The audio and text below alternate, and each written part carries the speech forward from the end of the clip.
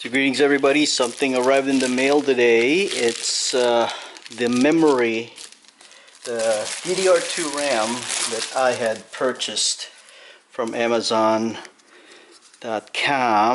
for this old Dell XPS M1210. I don't know if you can see that. My camera's not auto-focusing, but it's the XPS M1210, and I'm going to replace the 1 gigabyte SD-RAM memory that it's got now with a 2 gig stick, which I have here in my hands again from Amazon. And I think it was the cost of, let's see if the camera autofocuses here. It's not doing it.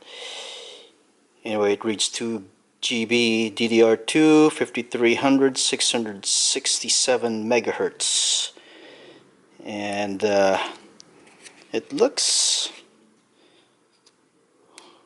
good enough. I mean, I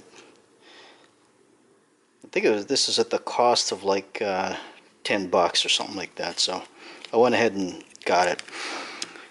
So I'm going to disassemble this, and let's see how this thing works out. So let me just power it up first, so I'll make sure that I've got the right RAM for the installation.